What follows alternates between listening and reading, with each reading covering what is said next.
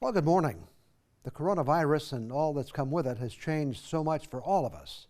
For one thing, TV6 and I decided it would be best for me to work from home, which is difficult with a job like mine. So what we'll be doing in the weeks ahead is looking back at some of the shows from the past.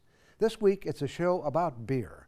Not that I'm suggesting we have one on this early on a Sunday morning, but brewing beer has an interesting history, and today has also become a story of entrepreneurship. We'll start that story right now. From TV6, this is The Ryan Report. Here's your host, Don Ryan. Well, according to historians, home brewing began in America when English colonists first settled in the New World. The craft brewing industry as we know it today in Michigan probably got its start in the 1990s, and it's grown into more than a $10 billion industry. Today we're going to talk about this growing industry with two people who took the plunge into that business about 9 or 10 years ago. My guests are Andy Langlois and David Manson, the founders of Black Rocks Brewery. Andy, David, welcome to the Ryan Report. Well, thanks for having us. Thanks for being here. My tradition is to kind of get to know people first so the audience know our guests. David, where did you start? Or Andy, where did life start for you? Kingsford, Michigan, Okay. 80 miles south here of Marquette, and went to school there. Came up to Marquette for NMU. Okay. Went to college here, moved away for a while, played music a bit down in the desert in Arizona, and toured around, and then moved back here. Okay. I got married to Stephanie, my wife, and the draw of Marquette and Lake Superior was a bit too much, and we decided we need to get back home, so Okay. came back up here. And you were actually a professional musician at one point. Yeah. You still do some singing and guitar Yeah, every playing? Sunday at the pub. Okay. Yeah. All right. David, I think you're from Marquette, right? That's right. Yep, born and raised in Marquette. Went to Marquette Senior High School, and then kind of a similar circuitous route back, and fortunate to have been able to do that. But went to school down at Michigan State, and then lived in Chicago for a while. Met my bride, Wendy, in school there, and then it got to a point after a couple of years of living in the big city that she kind of wanted to move to this bucolic, beautiful home we call Marquette. Okay, I know you both were in sales jobs at one point, and I think you both wound up working at the same company at one point. Is That's that right. how you met? We did. David had been working at a pharma company for quite a few years. Yeah. And then I joined in about halfway through his time there, and we worked together at this at a pharma company. We were selling drugs, the legal drugs. Legal drugs. Yes. Okay. Yeah. But we had, it's Marquette. We had known each other and had a lot of mutual friends that, Okay. kind of bespoke to perhaps either or both of our characters to one another eventually. We kind of came together and became partners in a corporate existence. Okay, so about 9 or 10 years ago, somewhere in that range, you guys decided to make a big change. And I don't know if we decided that, Don. Pharma's it was going through sort of a downtick. And so in May of 2010, we had this massive conference call where they basically said we're going to be laying people off. How did you decide that this was where you're going to go, into the brewery business? Well, for about 4 years prior to that event that David was speaking of, we started homebrewing. Okay. And it was a fun creative outlet for us.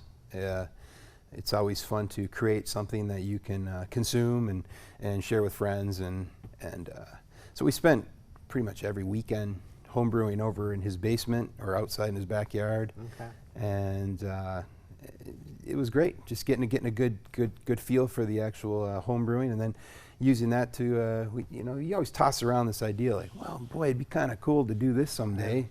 Yeah. This would Maybe be- when we retire, do something after our career at Pharma was done. Yeah. Right. Well, Then that we got cut short. saw the writing on the wall a bit there, and we kind of made an agreement. Well, if this happens, maybe we should just go in full bore and go in this direction. How confident were you when you took this big step? And you're shaking your head. Not at all. Yeah. We had no idea. I mean, up until that point, we had the Veerling, and they were able to represent craft beer at their establishment, but nothing had been basically solely constructed as a microbrewery with a tasting room like we had. And you know, not only had to create the beer, but you also had to create a place to sell it. to serve Absolutely. it. And how did you come upon that? The place you settled on 3rd Street in Marquette. You know, we were looking at a lot of different locations, and you know, our good friend Tom Veer asked us to look at the property that he had owned there, and we kind of went in the building and looked around and thought, well, if we remove some walls, and 3rd Street area here has a lot of traffic, and it's kind of this mix of, you know, in a residential area, but also it's got that commercial feel as well, and it just felt right after seeing through the walls and what we could possibly do, and we were very conservative to start, so our expectations were that, you know, we only need that first floor to serve what our demand would be. And what was that demand? You know, what was the response? Well, I think the demand was much higher than we thought.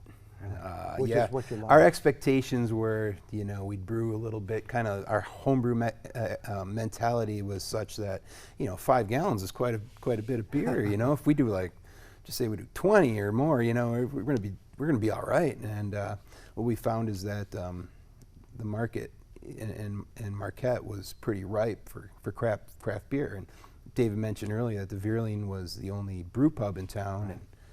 and you know, the Keweenaw Brewing really laid down some tracks for us too, because they kind of started that up in Houghton, and I think Marquette was ready to say, all right, we need a microbrewery, and fortunately we got laid off and started a microbrewery.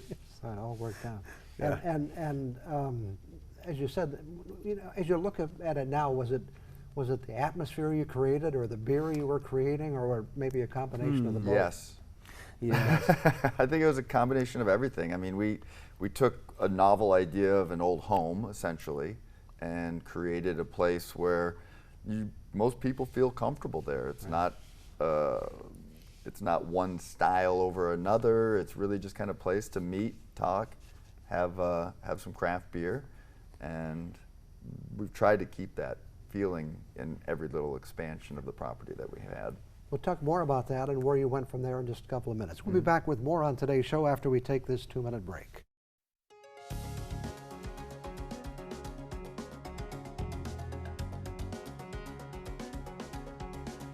Our guests this morning are Andy Langlois and David Manson from Black Rocks Brewery. You know, I have to tell you again why I'm kind of fascinated by this, because I know a little of the history, not that I was there.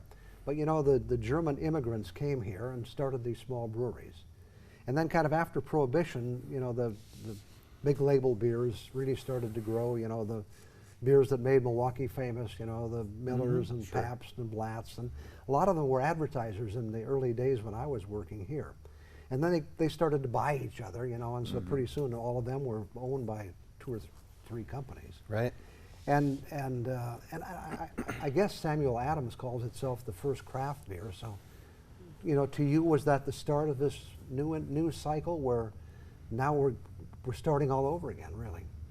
Yeah, I think you know, historically we're actually reaching about the level, or we might have slowly passed it. I think we just surpassed it. Yeah, the amount of microbreweries that the U.S. had throughout the States is right about now being reached to where it was pre-Prohibition levels. Okay. Prohibition hit, pretty much decimated the industry. Right. As you mentioned, then there was some of the regional and becoming even larger companies. And then I think, you know, it wasn't until really 78, I think, when Jimmy Carter enacted the homebrew law that allowed people to legally homebrew, Okay.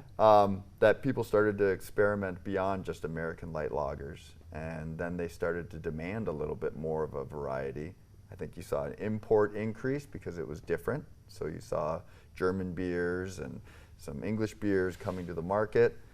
And then, you know, a few people took an initial plunge into creating a U.S. microbrewery that was different. You know, I was doing a little reading, and I was reading it was about Bell's and Founders, 2 of the big ones in Michigan, for as sure. people know.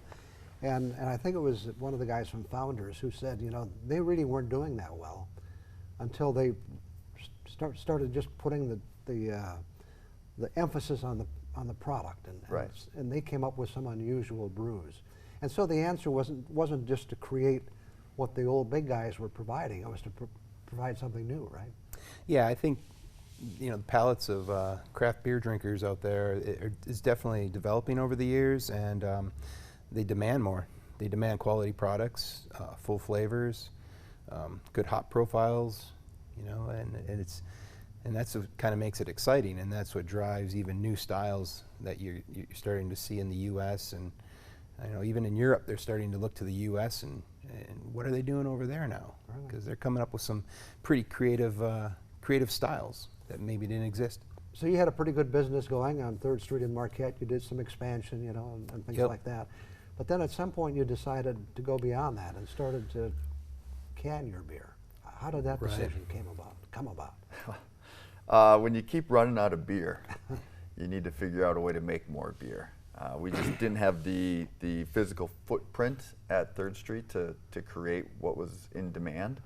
And so we thought, well, let's try to kill 2 birds with 1 stone and meet our demand, but also put our foot into the market as far as distribution products go. And ironically, you bought an old Coca-Cola bottling plant. Yeah. Yeah, the place Feels is good to reuse it. Yeah, it's a great place. We went in there. It was like a cold February night. It was old brick building and needed some work. And we were there with our head brewer at the time, and he just looked around and said, "This looks like a brewery. This should be we should go here."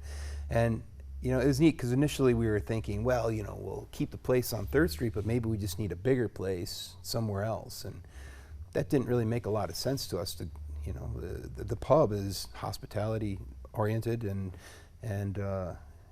diversifying and going into distribution was a whole nother end, which was great. It wasn't like we were cannibalizing our own business or our own efforts. We could kind of branch out a little bit.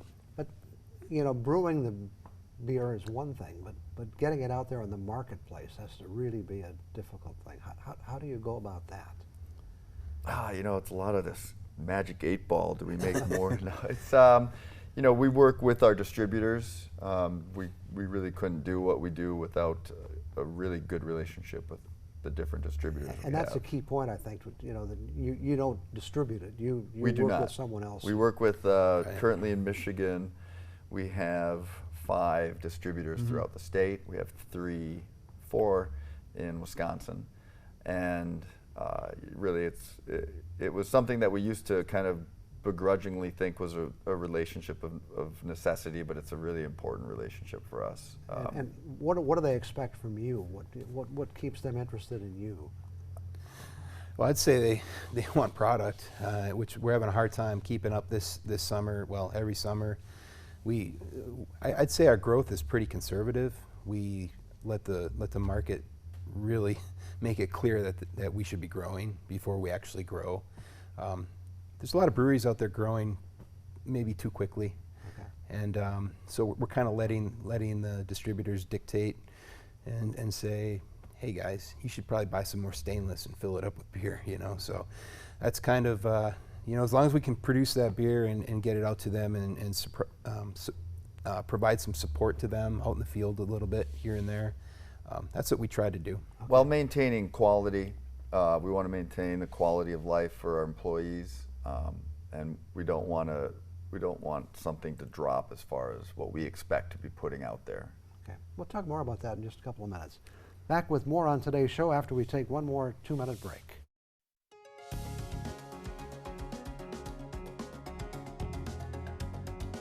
Again, our guests this morning are Andy Langlois and David Manson from Black Rocks Brewery. We were talking about distribution and things before we left.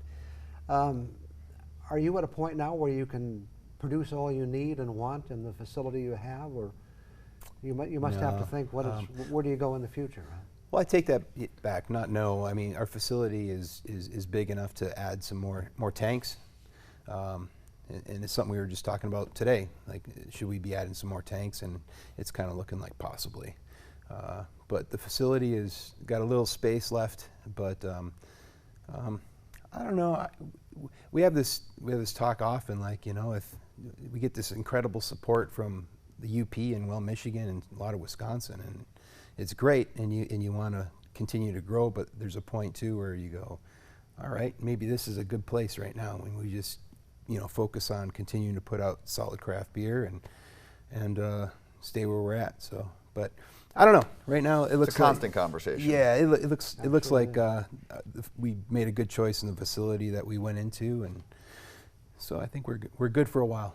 I was looking on your website, and it says I think maybe like 18 different beers, although not all of them are available all the time, right? Right. Yeah. Seasonals, one-offs. We'll do something in the winter that'll be just a short, brief, kind of darker option for us, and then we'll do a one-time only canning run of something, because it's fun to, even at the production level, keep that experimentation What are the alive. ones that really keep you going? What are the most popular ones? 51K IPA, Grand Rapids Dry Hop Cream Ale, Coconut Brown. Micus is starting to come in, which is another IPA, and then the Classic Seasonals. Pilsner, and then the variety of seasonals: Honey Lavender, Lager Rhythm. I mean, there's a lot. Do you worry, is the market fickle? I mean, with so many brewers out there, I think there are over 300 in Michigan, for example. Correct.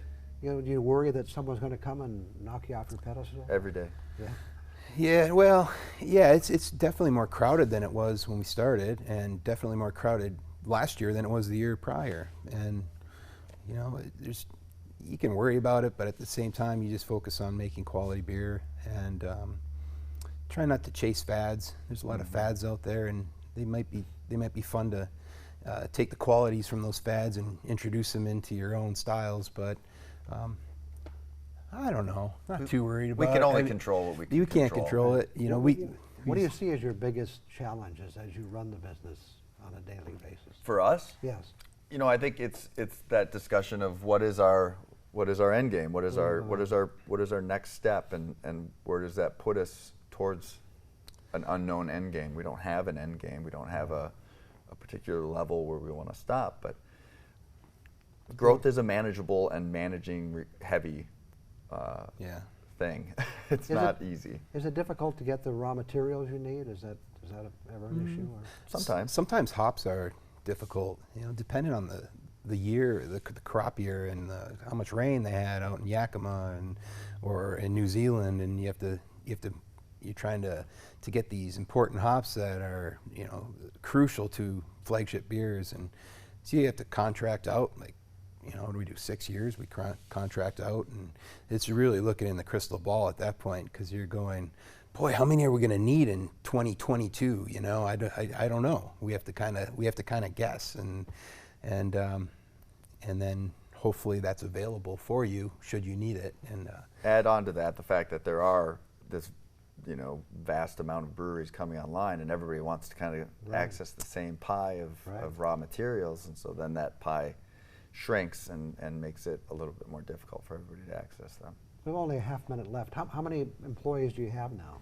22, I think? 22. Okay, Yeah. and there must be some in there that are really key to this whole operation. Of course there are. Yeah, Andrew Everybody Reeves, is. our production brewer, Chris Hutt, who's our pub brewer, and Neil Washburn, who's our production line guy, and our cellarman Alex Leckie. To me, every one of them is super valuable. We can't do it without them. It's right down to the glass washers and the mug wranglers at the pub. I mean, if anybody's lagging behind, it's not gonna be good for the operation. Well, as I said at the beginning, it's not just about beer, it's about the entrepreneurship and really all that goes with it. And thanks for coming in and sharing your story this morning. Thanks for having us. Yeah, Okay. thanks, Don.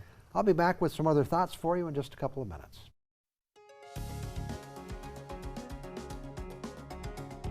For those in the news business or the comedy business, news headlines have always been a source of humor. In the old days it was primarily newspapers, but today it also affects television news gatherers as they post their stories on the internet with sometimes awkward or not well thought out headlines. In any case, I thought this would be a good day to share some other interesting headlines I came across while surfing the internet recently. I should point out these are not headlines from our area newspapers, but some classics from around the country. Headlines like, "City unsure why the sewer smells." Well, we could probably give them some ideas about that. Or how about, "Homeless man under house arrest"? Wonder how they pulled that one off. There are also some pretty strange headlines like, "Man eats underwear to beat breathalyzer." I don't get the connection, but I'd love to see the story that went with that headline. This was a headline in a Sacramento newspaper. "State population to double by 2040. Babies to blame." You know, I might put the blame somewhere else, but let's leave it at that. Sometimes it's not really the headlines, but the story itself that provides the humor, like, "Weight Watchers demonstrator shoplifts cupcakes." Guess they couldn't resist. Or this story, "A deputy responded to a report of a vehicle stopping at mailboxes." You guessed it, it was the mailman. Like I said, it's not the headline, but the story. And imagine this one. "Worker suffers leg pain after crane drops 800-pound ball on his head." I would really like to know more about that story. I have just a few more, like the headline that said, "Bridges help people cross rivers." I wonder what genius made that discovery. Or how about this? "Missing woman unwittingly joins search party looking for herself." I wonder when someone in the group figured that out. And I guess this would get my vote for really overstating the obvious. Bugs flying around with wings are flying bugs. I hope that headline wasn't on a story telling us about some costly government study that made this startling discovery. And let me leave you with this story this morning. It's not a headline, but a correction. The story says, in a recipe published recently, one of the ingredients was misstated due to an error. The correct ingredient is 2 teaspoons of cilantro instead of 2 teaspoons of cement. You know, I chuckle every time I read that. I'll be back in a minute. We need to wrap it up for today. Keep in mind, if you miss our show, it is available at uppermichigansource.com. Thanks to Andy Langlois and David Manson for joining us this week to talk about their company and the craft brewing industry in Michigan. I'm glad you joined us for the conversation and look forward to seeing you again next Sunday morning.